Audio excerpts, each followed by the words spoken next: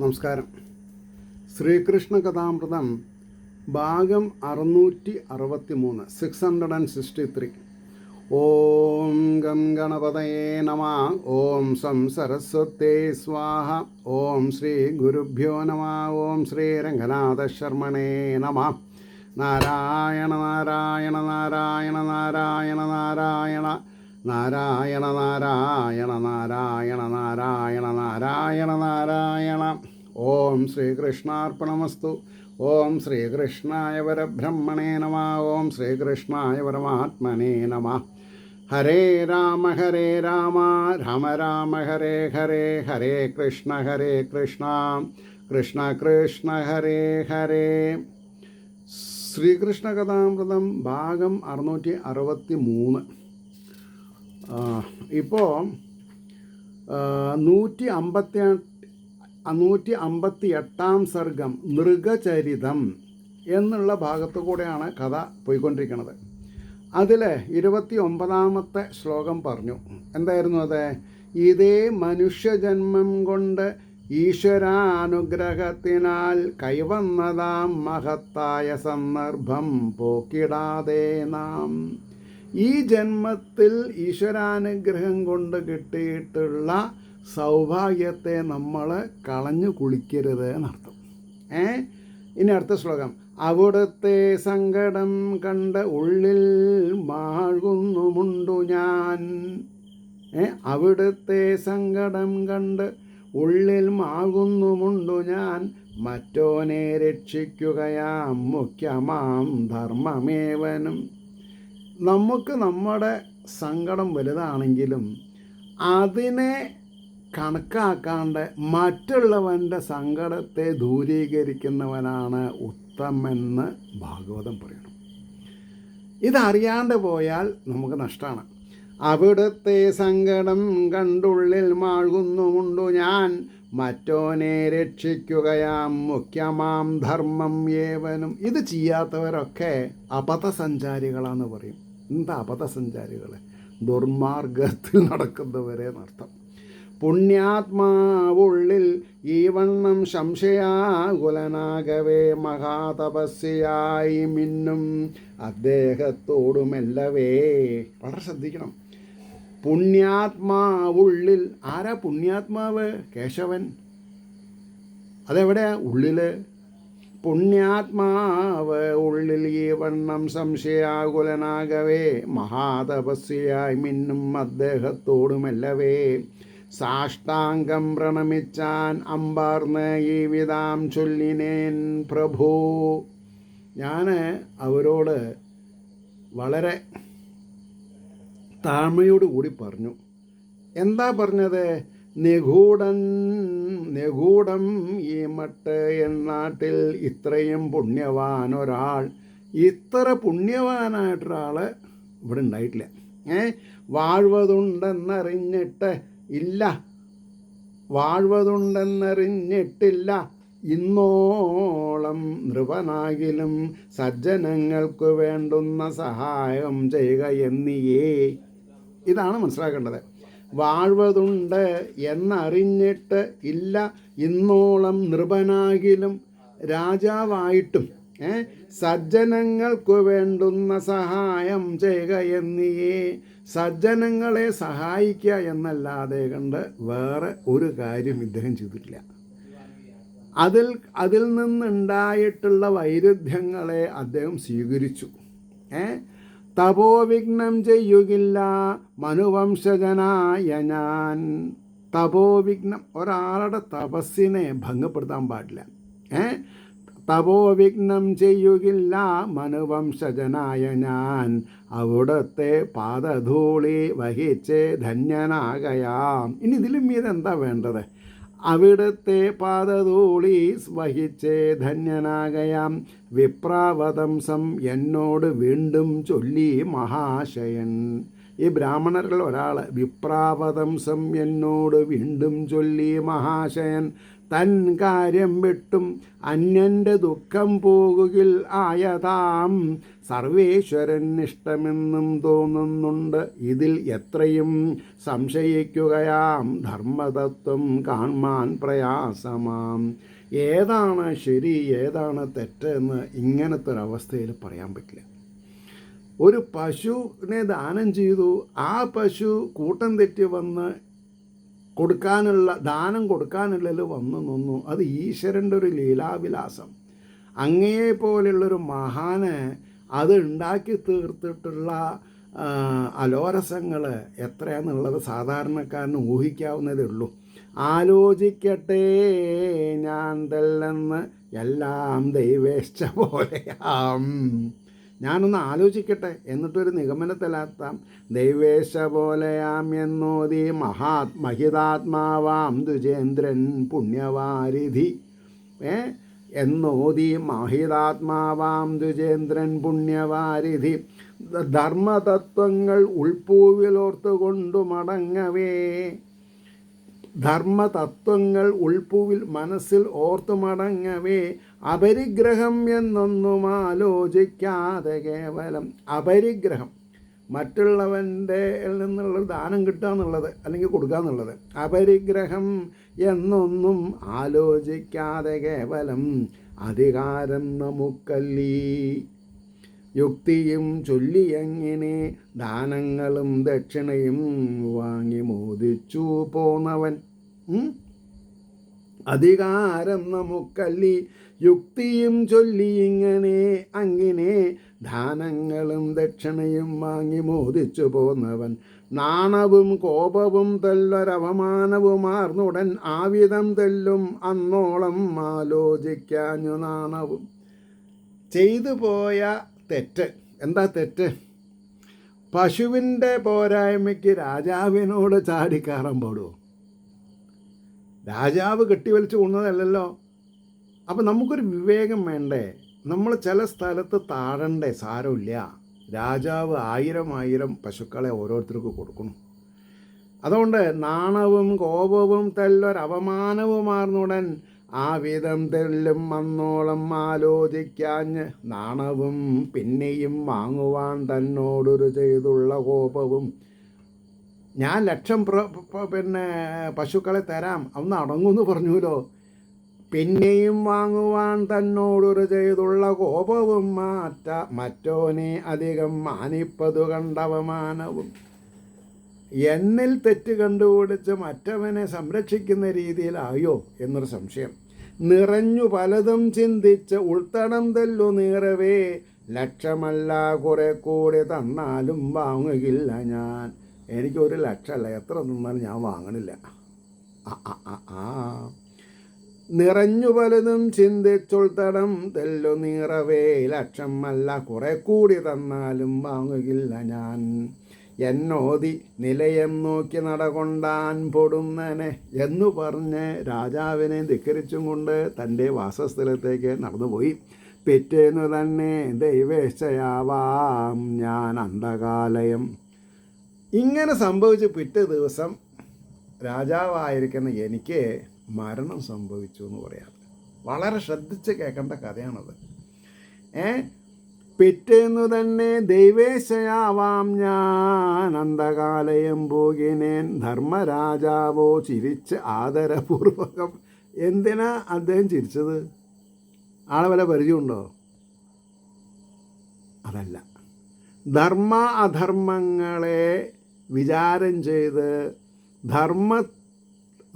പുണ്യത്തിനുള്ള ജീവിതമോ അപുണ്യത്തിനുള്ള ജീവിതമോ ആദ്യം വേണ്ടതെന്ന് ചോദിക്കാൻ പോവുകയാണ്. അതാണ് അദ്ദേഹം ചിരിച്ചത്. പൂകിനേൻ ധർമ്മരാജാവോ ചിരിച്ച ആദരപൂർവകം സ്വർണസിംഹാസനത്തിങ്കൽ ഇരുത്തി സൽക്കരിച്ചുടൻ. നരകം ഭുജിക്കാൻ പോകുന്ന ആളെ സ്വർണസിംഹാസനത്തിൽ ഇരുത്തി ആദരപൂർവകം. ആലോചിച്ച് നോക്കണം. യഥേഷ്ടം ചെയ്തിടാം ആദ്യം. അപ്പോൾ സ്വർണസിംഹാസനത്തിങ്കലിരുത്തി സൽക്കരിച്ചുടൻ ചോദിച്ചാൻ, ചെറ്റു പാപത്തിൻ ഛായയുണ്ട് ആദ്യം ആയതോ? ചെറിയൊരു പാപത്തിൻ്റെ അംശം അങ്ങയുടെ ജീവിതത്തിൽ കാണുന്നു. അതിൻ്റെ ദോഷവശങ്ങൾ വേണോ ആദ്യം അതോ അവസാനം മതിയോ എന്നാണ് ചോദിച്ചത്. ചോദിച്ചാൻ ചെറ്റു പാപത്തിൻ ഛായയുണ്ടാദ്യം ആയതോ ദാനത്തിൻ പുണ്യം ഒട്ടല്ല കണക്കില്ലാതെയുണ്ടതോ. ഏതാ വേണ്ടത്?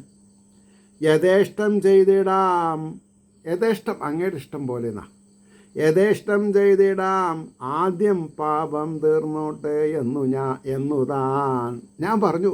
ആദ്യം പാപം തീർന്നോട്ടെ എന്ന്. ഓതിനേൻ അന്നു ഞാൻ ഓന്തായി വന്നതിങ്ങനെയാം പ്രഭു, അന്ന് ഞാൻ ഓന്തായി വന്നതാണ് ഇങ്ങനെയെന്ന് നൃഗമഹാരാജാവ് സാക്ഷാൽ ജഗദീശ്വരനായിരിക്കുന്ന ശ്രീകൃഷ്ണ പെരുമാളോട് ഇങ്ങനെ പറഞ്ഞു. ദാനം ചെയ്ത അന്തണന്മാരെ മോദിപ്പിച്ചും അതൊക്കെയും വാക്കുകൊണ്ടെങ്കിലും നിന്നിൽ അർപ്പിച്ചിടുക കാരണം.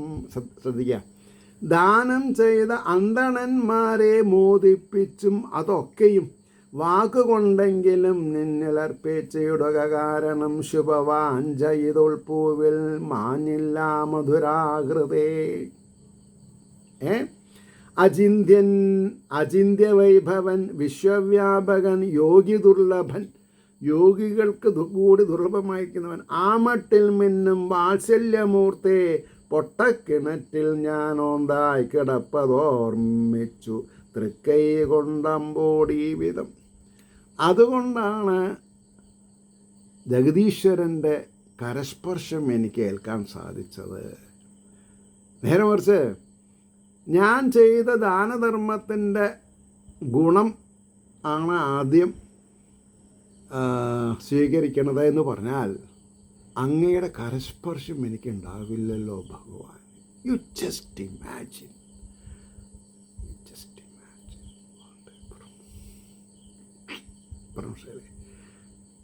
അപ്പോൾ ആ മട്ടിൽ മിന്നും വാത്സല്യമൂർത്തേ പൊട്ടക്കിണറ്റിൽ ഞാൻ ഓന്തായി കിടപ്പതോർമ്മിച്ചു തൃക്കൈ കൊണ്ട് അമ്പോട് ഈ വിധം കാത്തുരക്ഷിച്ച കാരുണ്യം വെൽക വെൽക ജഗത്തിതിൽ ദേവദേവാ ജഗന്നാഥ പുണ്യശ്രവണ കീർത്തന. ഈ 50ാമത്തെ ശ്ലോകം മുതൽ അതെ ഒരു 4 ശ്ലോകം ഭഗവാനെ സ്തുതിക്കുന്നതാണ്. ഗംഭീരമായിട്ട് ശ്രദ്ധിക്കുക. കാത്തുരക്ഷിച്ച കാരുണ്യം വെൽക വെൽക വിജയിപ്പൂ താതാ വിജയിപ്പൂ താതാ. വെൽക വെൽക ജഗത്തിതിൽ ദേവദേവ ജഗന്നാഥ പുണ്യശ്രവണ കീർത്തന.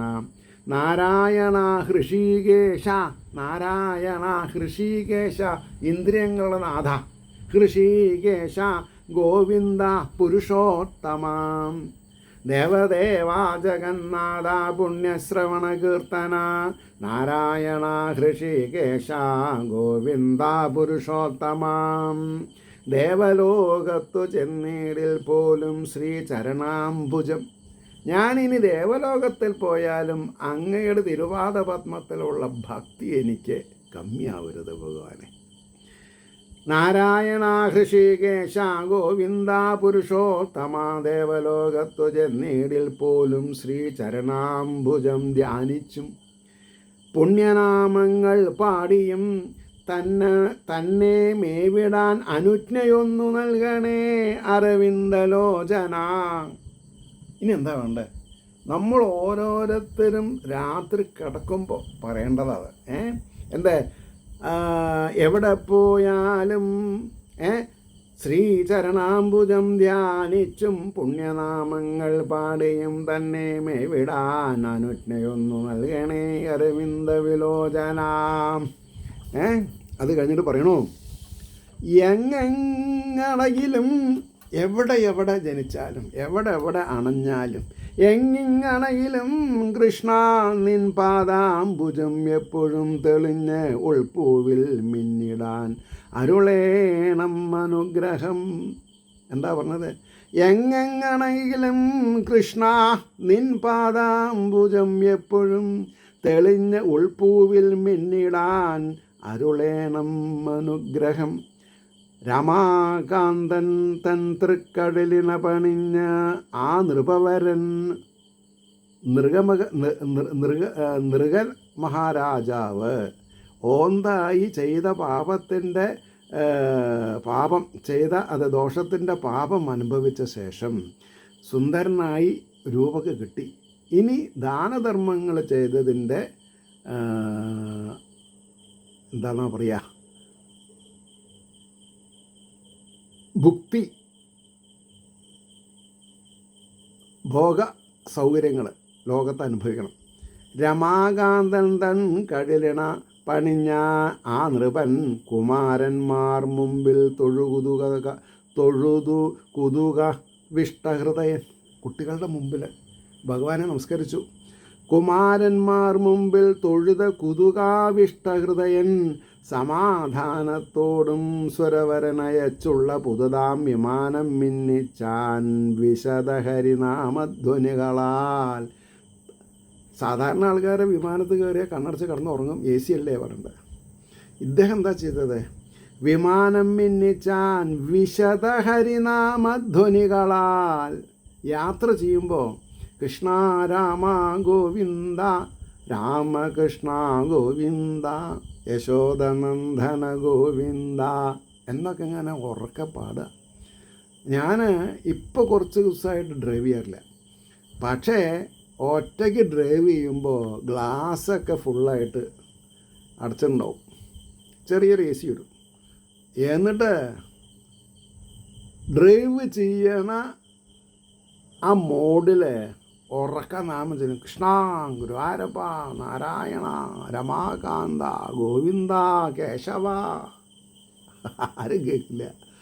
എൻ്റെ ഉള്ളിലുള്ള ചൈതന്യം കേൾക്കും, ഞാൻ ചിരിക്കും. എന്നെക്കൊണ്ട് ശബ്ദങ്ങൾ പുറപ്പെടുവിക്കും, ആ ശബ്ദങ്ങൾ കേട്ട് ഞാൻ രസിക്കും. അത്രയേ ഉള്ളൂ. ഇത് ശ്രീകൃഷ്ണ കഥാമൃതേ കലികൽമഷനാശനേ ലീലാകാണ്ഡേ അഷ്ടപഞ്ചാശാധിക ശതതമസർഗ സർവത്ര ഗോവിന്ദനാമ സങ്കീർത്തനം ഗോവിന്ദ ഗോവിന്ദ. അത് കഴിഞ്ഞ് 159 സർഗം ഭഗവാന്റെ ധർമ്മോപദേശം. ഭഗവാന്റെ ധർമ്മോപദേശം ശ്രദ്ധിക്കാം. വിശ്വൈകനാഥൻ പുത്രന്മാർ വഴി പാർത്തട്ടിലേവനും ധർമ്മതത്വമറിഞ്ഞിടാൻ ഈ വണ്ണം അരുളിയിടിനാൻ. ഇത്രയും നല്ല ഒരു മൃഗമോക്ഷം എന്നുള്ള കഥ കഴിഞ്ഞതിൻ്റെ ശേഷം അതിൻ്റെ ബേസ് പിടിച്ച് ഭഗവാൻ കിട്ടിയ സന്ദർഭം തൻ്റെ കുട്ടികളെ ഉന്മേഷവാനാക്കാനും മോക്ഷപ്രാപ്തിയിലേക്ക് നയിക്കാനും വേണ്ടി ധർമ്മോപദേശം ചെയ്തു. അത് നമ്മൾ കേൾക്കണം. വിശ്വൈകനാഥൻ പുത്രന്മാർ വഴി പാർത്തട്ടിലേവനും ധർമ്മതത്വം അറിഞ്ഞിടാൻ ഈ വണ്ണം അരുളിയിടിനാൻ. അന്യൻ്റെ ധനം എമ്മട്ടും ആശിച്ചിടായ ഒരുത്തനും. ബ്രാഹ്മണ ക്ഷത്ര വൈശ്യ ശൂദ്ര സ്ത്രീ പുരുഷ വ്യത്യാസമില്ലാണ്ട് ഒരാളും അന്യൻ്റെ മുതൽ കിട്ടണമെന്ന് വിചാരിക്കരുത്. അന്യൻ്റെ ധനം എമ്മട്ടും ആശിച്ചിടുക ഒരുത്തനും, അതും ബ്രഹ്മസ്വമാണെന്നു വന്നാൽ അത്യന്ത പാപമാം. ബ്രാഹ്മണരുടെ മുതൽ തീരെ പറ്റില്ല.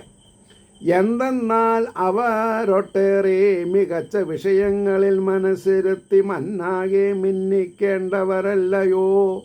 ബ്രാഹ്മണ്യമുള്ള ആൾക്കാരെ സേഫ് ഗാർഡ് ചെയ്തിട്ട് വേണം നമ്മൾ ജീവിക്കാൻ. എന്താ അങ്ങനെ പറയാൻ കാരണം? ഈ ലോകത്തിലുള്ള ജീവജാലങ്ങൾക്ക് സ്വസ്തി പ്രജാഭ്യാം പരിപാലയന്താം എന്ന മന്ത്രങ്ങൾ ചൊല്ലിക്കൊടുക്കേണ്ട ആൾക്കാരാണ് അവരെ. എന്തെന്നാൽ അവരൊട്ടേറെ മികച്ച വിഷയങ്ങളിൽ, മികച്ച വിഷയം ഏതാണ്? ആധ്യാത്മികതയേ ഉള്ളൂ. ബാക്കി സയൻസ്, സോഷ്യൽ സ്റ്റഡിയും രസതന്ത്രമൊക്കെ ഇതിൻ്റെ താഴെയുള്ളൂ. മനസ്സിലായല്ലോ? അപ്പോൾ അതിവിടെ എഴുതി വയ്ക്കാം, ആധ്യാത്മികം. സംശയിക്കേണ്ട. ഇനി ഇത് വായിക്കണം അല്ലേ? മികച്ച വിഷയങ്ങളിൽ മനസ്സിരുത്തി മന്നാകെ മിന്നിക്കേണ്ടവരല്ലയോ. തപസ്സിൽ മുഴുകിയിടും അത്തരം പുണ്യശീലരെ പ്രത്യേകിച്ച് ഓർത്തുകൊള്ളേണം എന്നും രാജ്യം ഭരിപ്പവൻ. ബ്രാഹ്മണരെ ഭക്തിപൂർവം സംരക്ഷിക്കാൻ രാജാക്കന്മാരെ ശ്രദ്ധിക്കണം. പ്രശ്നമുണ്ടോ? തപസ്സിൽ മുഴുകിയിടേണ്ടും അത്തരം പുണ്യശീലരെ പ്രത്യേകിച്ച് ഓർത്തുകൊള്ളേണം എന്നും രാജ്യം ഭരിപ്പവൻ. കണ്ടില്ലേ നൃഗഭൂപാലന് ആപത്തുണ്ടായതാം വിധം. നൃഗരാജാവിന് നൃഗഭൂപാലന് ആപത്തുണ്ടായതാം വിധം കണ്ടില്ലേ. അടുക്കായിക അതിനോടൊരു അഗ്നിക്കും മതജീർണമാം. ബ്രാഹ്മണരുടെ മുതലിന് തൊട്ടുപോരുത്. അടുക്കായിക അതിനോടാരും അഗ്നിക്കും അത് അജീർണമാം. അഗ്നിക്ക് കൂടി ബ്രാഹ്മണൻ്റെ മുതൽ പറ്റില്ല, ദഹിക്കില്ല എന്നർത്ഥം. പണക്കാരായ രാജാക്കന്മാർക്കോ ചൊല്ലേണ്ടതില്ലിനി ബ്രഹ്മസ്വം കാളും അത്യുഗ്രമാം വിഷം. ബ്രഹ്മസ്വം ബ്രാഹ്മണരുടെ മുതൽ കാളകൂടത്തെക്കാളും അത്യുഗ്രമാം വിഷം. മരുന്നും മന്ത്രവും കൊണ്ടു മാറ്റുവാൻ പണിമന്നിതിൽ. ബ്രാഹ്മണ ശാപം മരുന്നും മന്ത്രവും കൊണ്ടു മാറ്റുവാൻ പണിമന്നിതിൽ. കഴിപ്പോനെ വിഷം കൊല്ലും വെള്ളത്താൽ അഗ്നിയും കെടും. കഴിപ്പോനെ വിഷം കൊല്ലും വെള്ളത്താൽ അഗ്നിയും കെടും. ബ്രഹ്മസ്വമാം കൊടും തീയിൽ കുലം വേരോടെ വെന്തുപോം. ഈ ബ്രാഹ്മണരെ ബ്രഹ്മസ് എന്ന് പറഞ്ഞാൽ എന്താ അർത്ഥം? ബ്രഹ്മാനുസന്ധാനം ചെയ്യുന്നത്, ബ്രഹ്മത്തെ അനുസന്ധാനം ചെയ്ത് ജീവിക്കുന്നവരെ വിഷമിപ്പിക്കരുത്, സജ്ജനങ്ങളെ ഉപദ്രവിക്കരുത് എന്നർത്ഥം. ബ്രഹ്മസ്വമാം കൊടും തീയിൽ കുലം വേരോടെ വെന്തുപോം. ആത്മാവ് അതപ്പതിക്കുന്നതോർക്കാതെ ധനവാഞ്ചയാൽ. ബ്രഹ്മസ്വത്തോടടുക്കുന്നോൻ നരകം പുൽകി നിൽക്കയാം. അതിനുടമ ചോദിപ്പോൻ കഴിയാത്തവനെങ്കിലും മനസ്സും ശുദ്ധി കൊണ്ടേതും അയാൾ മാഴ്കാതെ വാഴ്കിലും. ബ്രഹ്മസ്വം കൈയടക്കേടിൽ തറവാടോടെ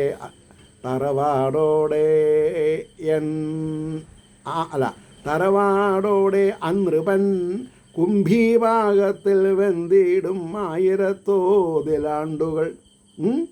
പണ്ടു നൽകിയതൊന്നാണെന്നോ മറ്റോ ചൊല്ലിയെടുക്കുകയിൽ കൃമിയായി പോം 60,000 കൊല്ലം മൂഴിയിൽ. നമ്മൾ വാദിച്ചാൽ പിന്നെയും പാവം കൂടും. ബ്രഹ്മസ്വം പെട്ടുപോകായ എൻ കയ്യിൽ വന്നൊരു മട്ടിലും അതൊന്നാശിക്കുകയിൽ പോലും അല്പായുസ്സാകും അന്നരൻ. ജീവിച്ചിടുമ്പോഴോ തോൽമേലാൽ പാമ്പിൻ്റെ ജന്മവും. പാമ്പായിട്ട് ജനിക്കേണ്ടി വരും, നാട്ടുകാർ തല്ലി കൊല്ലും അതിനെ. അങ്ങോട്ടും അമ്മട്ടെതിരായി ചൊല്ലിപ്പോകാതൊരിക്കലും വിദ്വത്സദസ് അലങ്കരിക്കുന്ന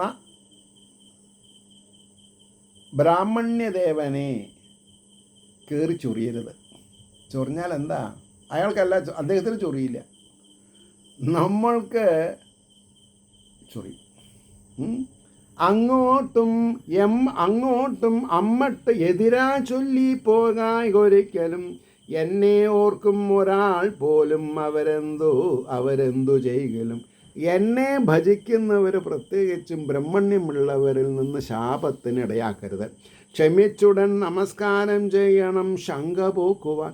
എന്തെങ്കിലും ഒരല്പം അപരാധം ചെയ്തു എന്ന് തോന്നുകയാണെങ്കിൽ ഉടനെ ദണ്ഡ നമസ്കാരം ചെയ്ത് ക്ഷമിക്കണേ എന്ന് പറയാം.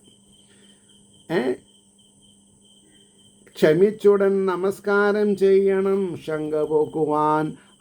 അല്ലെങ്കിൽ ഞാനിടയും അവനോടെന്ന് തീർച്ചയാം. ആരാണ് ബ്രാഹ്മണ്യമുള്ള ബ്രഹ്മാനുസന്ധരണം നടത്തുന്ന ആൾക്കാരോട് ഏറ്റുമുട്ടണത്? അവന് ഞാനെതിരാവുന്ന ഭഗവാൻ പറഞ്ഞത്. അല്ലെങ്കിൽ ഞാനിടയും അവനോടെന്ന് തീർച്ചയാം. ഭക്തിപൂർവകം എന്നെന്നും വിപ്രനെ പ്രണമിപ്പൂ ഞാൻ. കൃഷ്ണൻ പറയാണ്, ഞാൻ ദിവസത്തിൽ സമയം കിട്ടുമ്പോൾ ഒക്കെ ബ്രാഹ്മണരെ നമസ്കരിച്ചുകൊണ്ടിരിക്കും. കാരണം എന്താ? അവരുടെ ആശിസ്, അവരുടെ ബ്ലെസ്സിങ് എനിക്ക് ആവശ്യമാണെന്നാണ്. ഇത് നമ്മൾ മനസ്സിലാക്കാതെ പ്രശ്നയോ വിപ്രനെ പ്രണമിപ്പൂ ഞാൻ, നിങ്ങളും ചെയ്തു കൊള്ളേണം മട്ടിൽ തന്നെ നിത്യവും ദിവസം പ്രതി. അവർക്കു വല്ലതും തെറ്റുണ്ടെന്നാൽ അത് തിരുത്തുവാൻ നിങ്ങൾക്ക് ഉത്തരവാദിത്വം ഇല്ല, ഞാൻ വേണ്ടതോർത്തിടും.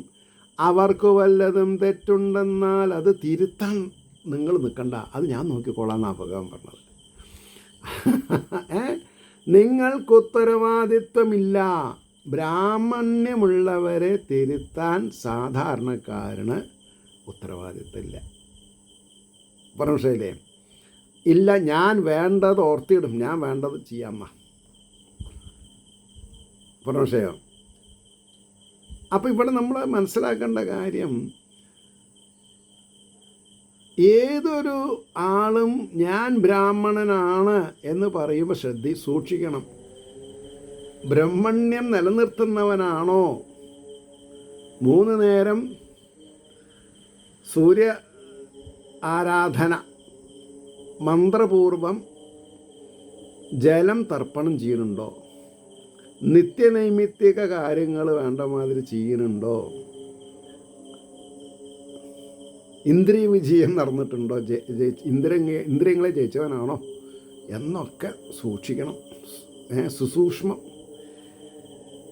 എന്നിട്ട് പറയണു, അവരോടാദരം നിങ്ങൾക്കില്ലാഞ്ഞുര ചെയ്വൂ ഞാൻ, പേരും പദവിയും കയ്യിൽ പണവും ചെറ്റുചേരുകിൽ നാമവും രൂപവും മുമ്പേ തതു നീങ്ങിയിലയെങ്കിലും അറിഞ്ഞീടിൽ അഹങ്കാരം തടിച്ചാൽ തന്നെ മാറിടും.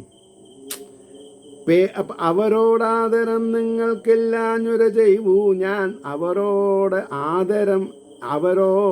ആദരം നിങ്ങൾക്കില്ലാഞ്ഞ് അല്ല ഉര ചെയ്യൂന്ന്. നിങ്ങൾക്ക് അവരോട് ആദരവില്ല എന്നല്ല ഞാൻ പറഞ്ഞത്. പേരും പദവിയും കയ്യിൽ പണവും ചെറ്റുചേരുകിൽ നാമവും രൂപവും മുമ്പേ തതു നീങ്ങിയിലയെങ്കിലും അറിഞ്ഞീടിൽ അഹങ്കാരം തടിപ്പാൻ തന്നെ മാറിടും. അതൊന്ന് ഉൾപ്പൂവിലോർമ്മിപ്പാൻ വേണ്ടി ഞാനൊര ചെയ്വതാം. ഞാൻ നിങ്ങളെന്ന് കോഷം ചെയ്യണമെന്ന് മാത്രം. മനസ്സിലായില്ലേ? അപ്പോൾ അതൊന്ന് ഉൾപ്പൂവിലോർമ്മിപ്പാൻ വേണ്ടി ഞാനൊര ചെയ്തതാം. ദേവനെ പോലെ ഓർക്കണം വിപ്രനെ, ദേവനെ പോലെ ഓർക്കണം വിപ്രനെ. കൈടഭാണ്ഡകന്മാരിൽ ചവിട്ടിയും മിണ്ടിയില്ല നിങ്ങളും ആവിധം. വിപ്രനെ, കൈടഭാണ്ഡകൻ ആരെ? മഹാവിഷ്ണു. മാറിൽ ചവിട്ടിയും മിണ്ടിയില്ല. ഭൃഗുമഹർഷി മാറിൽ ചവിട്ടി, അദ്ദേഹം പ്രതിഭജിച്ചില്ല. നിങ്ങളും ആവിധം ശീലിച്ചു കൊള്ളണം നന്മ ആശിക്കുകിൽ അസംശയം, തെറ്റില്ലാണ്ട് സംശയമില്ലാണ്ട്. ഈ വണ്ണം നൃഗനെ അനുഗ്രഹിച്ച് കോടക്കാർ വർണ്ണൻ നിജസൂതരോട് അലിഞ്ഞ് മന്ദമില്ലാതെ കണ്ട് നടത്തും. പെട്ടെന്ന് കൈവല്യപ്രദൻ ഉര ചെയ്ത് അന്തണ പുണ്യം ശ്രീവാക്യം മണിഗ്രഹം മാർന്നു മിന്നീ വാണാൻ. ഇങ്ങനെയൊക്കെ ബ്രാഹ്മണരെ അവരുടെ പദവിയെ അലങ്കാരമായി സ്വീകരിക്കണം, അവരോട് ആരും എതിർത്ത് പോവരുത് എന്നൊക്കെ ഓർമ്മപ്പെടുത്തിക്കൊണ്ട് കൈവല്യപ്രദൻ, മോക്ഷം കൊടുക്കാൻ പ്രാപ്തിയുള്ള ഭഗവാൻ, ഇങ്ങനെയൊക്കെ പറഞ്ഞ് അനന്ത പുണ്യശ്രീവാക്യം മണിഗ്രഹം മാർന്നു മിന്നീ വാണാൻ. ഇത് ശ്രീകൃഷ്ണകഥാമൃതേ കലികൽമഷനാശനെ ലീലാകാണ്ഡേ ഏകോനഷദ്ധികശതതമസർഗഃ സർവത്ര ഗോവിന്ദനാമസങ്കീർത്തനം. ഗോവിന്ദ ഗോവിന്ദ. അങ്ങനെയിരിക്കുന്ന ശ്രീഹരിയുടെ അനുഗ്രഹാശിസുകൾ നിങ്ങൾക്ക് ഏവർക്കും ഉണ്ടാകട്ടെ എന്ന് പ്രാർത്ഥിക്കുന്നതിനോടൊപ്പം ലോകാ സമസ്താ സുഖിനോ ഭവന്തു എന്ന പ്രാർത്ഥനയോടുകൂടി വാക്കുകൾ ഉപസംഹരിക്കുന്നു. നമസ്കാരം. നാളെ കാണാം.